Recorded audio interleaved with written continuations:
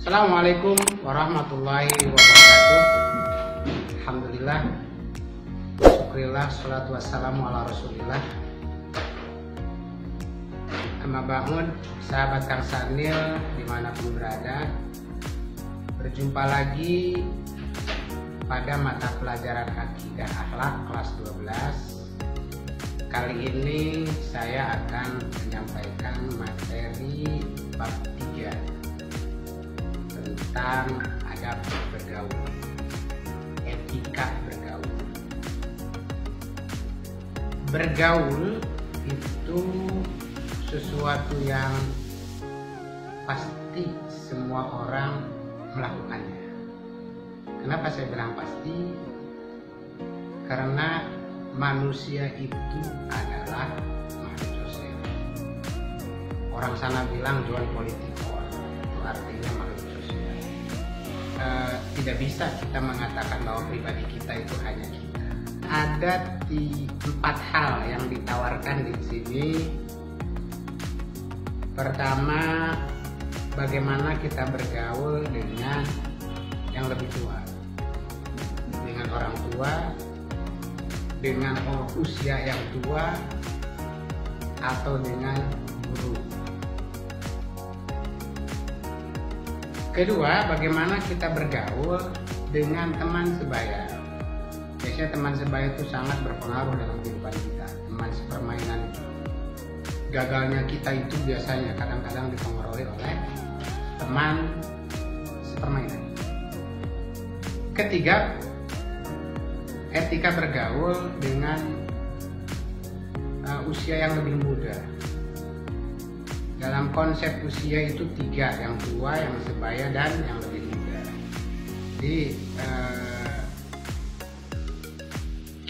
saya di usia segini berkaca pada yang lebih tua dan menjadi contoh bagi yang lebih muda. Kadang-kadang kita saya katakan kita itu tidak pernah mengestafetismekan apa yang kita rasakan. Jadi kadang-kadang yang tua itu ego dengan tuanya sehingga tidak pernah ngasih tahu apa yang terjadi, yang gagal dengan yang tua, sehingga yang muda itu tidak ngalamin. Tapi kadang-kadang kita yang muda-muda atau yang usia muda itu diharapkan sama mengalami yang lebih tua. Apa yang pernah lakukan itu sebenarnya konsep menurut saya salah. Mestinya kita itu berkaca dengan apa yang dilakukan orang tua dan melanjutkan yang baiknya. Maka sejarah Islam pun terutama dalam sejarah peradaban, kegiatan atau kejadian-kejadian buruk dalam sejarah itu nggak dimunculkan. Baik-baik aja itu namanya sejarah peradaban. Yang keempat, etika bergaul itu dengan lawan jenis. Sebenarnya kalau kita klasifikasi ada 2. Pertama, secara usia, tua, sebaya, dan muda. Dan yang kedua, secara jenis kelamin, lawan jenis. Pertama dengan sejenis, kedua lawan jenis. Nah, yang lawan jenis ini nih, yang kadang-kadang rawan. Kita sudah kadang-kadang tidak menganggap lawan jenis itu beda jenis. Sekarang anak-anak muda kita harus waspada semua, hampir terlalu bebas. Mudah-mudahan keluarga kita aman, selamat, dan juga terlindungi dari pergaulan bebas. Oleh karenanya, pada kesempatan ini di mata pelajaran ini kita bahas, kita pahami, kita pelajari. Bukan hanya untuk tahu, tetapi bagaimana itu menjadi karakter. Lagi-lagi saya keluarkan konsep belajar dengan saya itu 3. Pertama, cerdas, mencerdaskan. Kedua, asik, mengasihkan. 3, membudayakan, menjadi karakter kita sehari-hari. Oke, sahabat Kang Sanil dimanapun berada, biar tidak panjang kalam, tidak panjang lebar, mari kita perhatikan tayangan yang akan disampaikan pada screen video. Silakan. Materi keempat, mata pelajaran Akidah Akhlak kelas 12 di semester 1, yaitu adab bergaul atau etika bergaul. Kompetensi dasar yang ditawarkan adalah menganalisis etika Islam dalam bergaul dengan sebaya, lebih tua, lebih muda, dan lawan jenis.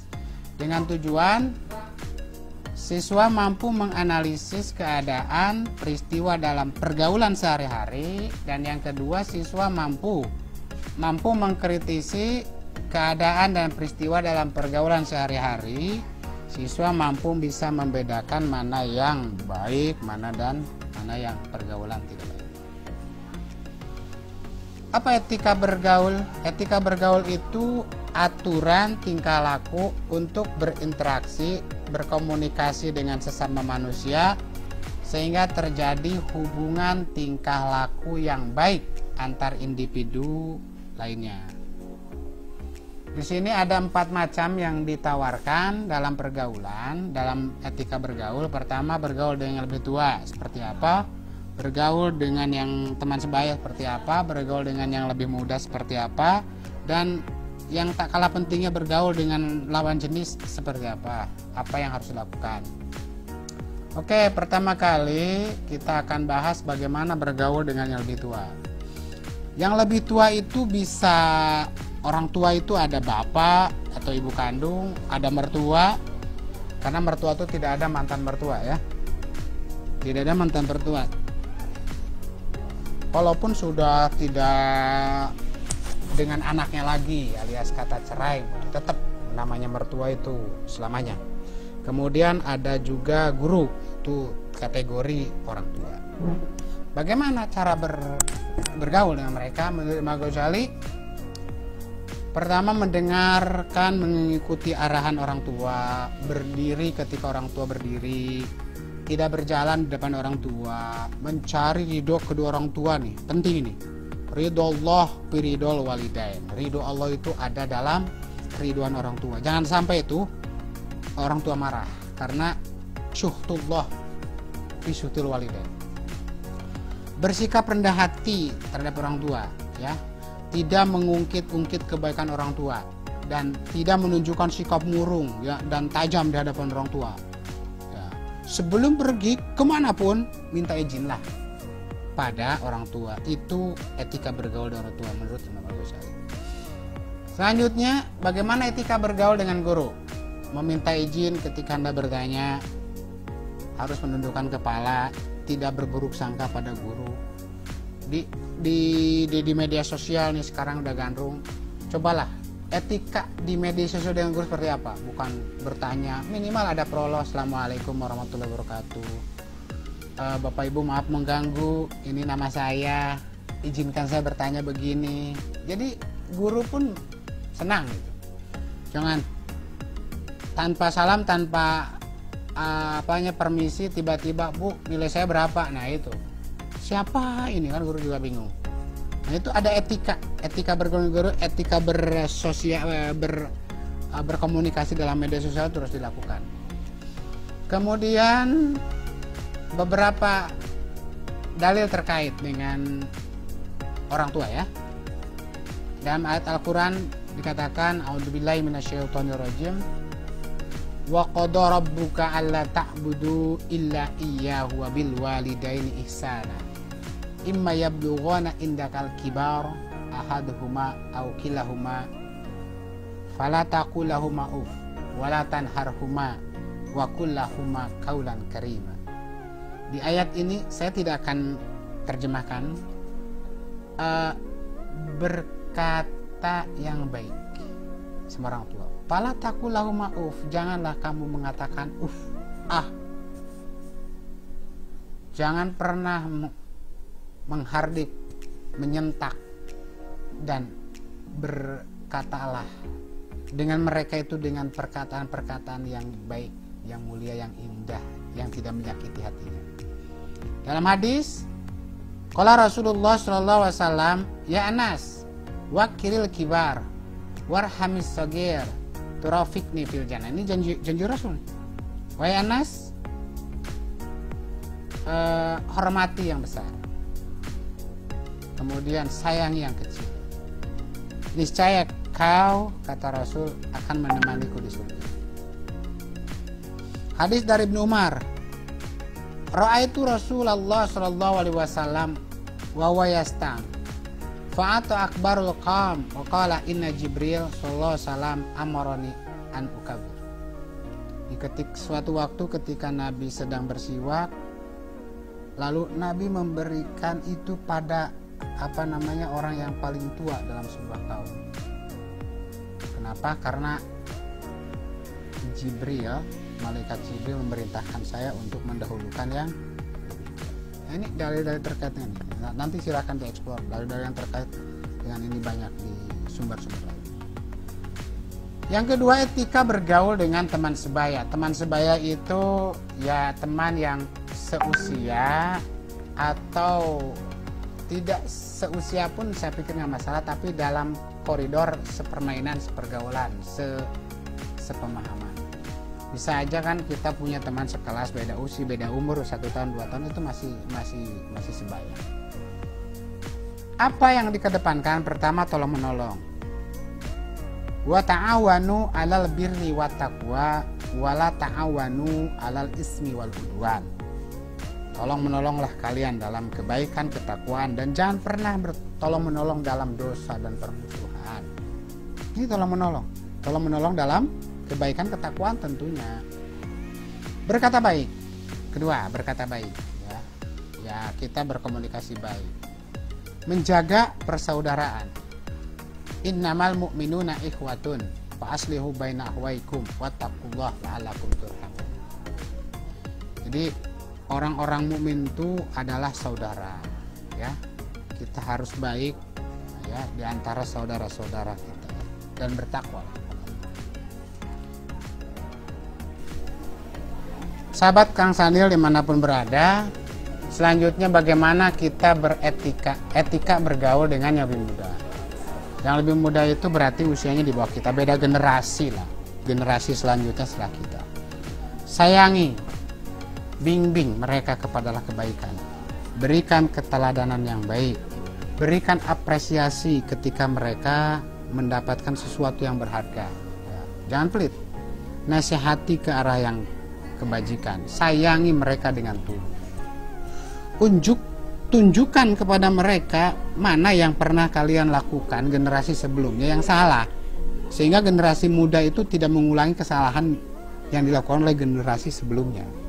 Ya, bukankah termasuk sebuah kerugian besar ketika kita terjebak dalam kasus yang sama padahal kita udah tahu itu salah. Jangan pernah kita punya pikiran bahwa generasi setelah saya itu harus merasakan apa yang saya alami. Janganlah, cukup kita yang mengalami, mereka itu meneruskan. Jadi insya Allah kita akan maju. Keturunan kita ketika tahu dari generasi sebelum ini yang salah, ini yang benar, unjukin supaya lebih ada percepatan dalam prestasi, dalam kebaikan, dalam kemajuan dan sebagainya. Nah, anakku yang berbahagia, sahabat Kang Sanil berada. Yang keempat, bagaimana kita bergaul, etika bergaul dengan lawan jenis. Pertama, bersahabatlah karena Allah, berteman karena Allah. Kemudian yang kedua, jaga aurat. Yang ketiga, jaga kemaluan. Nah ini ada, kalau kita mau paham, ada cinta itu ada 5 menurut Erich Fromm itu. Pertama, cinta terhadap Tuhan. Kedua, cinta terhadap orang tua. Ketiga, cinta terhadap sesama. Keempat, cinta terhadap makhluk, hewan dan sebagainya. Dan kelima, ada cinta birahi. Kata Erich Fromm, kelima cinta ini sah bagi kita ketika ada izin cinta pertama, yaitu cinta kepada Allah. Boleh nggak kita bercinta dengan lawan jenis? Boleh, asalkan sah dulu. Karena sah itu merupakan salah satu restu dari Allah.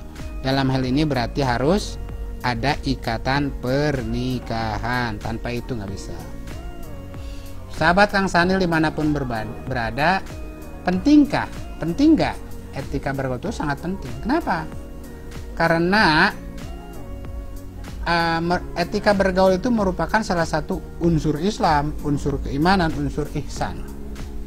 Dan etika bergaul ini merupakan salah satu hal yang akan menyelamatkan diri jika kita beretika baik, dan juga bisa jadi meruksak diri kita apabila kita etika dalam bergaulnya buruk. Dalam ada sebuah ayat yang saya yakin ini menjadi inspirasi buat kita dan juga harus kita pedomani. Dalam Al-Quran, a'udzubillahi minasyaitonirrajim, fabima rahmati minallahi linta lahum walau kunta faddan gharidal qalbi lan faddu min hawlik fa'fu anhum wastaghfir lahum wasyawirhum fil amr faida zamta fatawakkalallah innallaha yuhibbul mutawakkilin. Kita harus baik dengan sesama walaupun kita marah semarah-marahnya, kemudian maafkan orang lain walaupun orang lain tidak pernah minta maaf, beristighfar, minta istighfarlah kepada Allah untuk mereka, dan bermusyawarah dalam segala sesuatu. Nah, ketika kita menginginkan sesuatu maka serahkan pada Allah ya, berazam untuk menyerahkan segala urusan kepada Allah. Itu inti dari ayat itu. Sahabat Kang Sandi dimanapun berada, setelah mempelajari materi, biasa ada tagihan di segmen ketiga supaya pembelajaran kita bermakna. Pertama, saya tidak akan susah-susah. Saya minta pada kalian untuk mengidentifikasi perilaku-perilaku yang pernah dilakukan terhadap orang tua yang dianggap salah, dianggap dosa. Ditulis saja, perilaku pribadi. Harapan saya kita bisa evaluasi, introspeksi, dan kita bisa memohon meminta maaf atau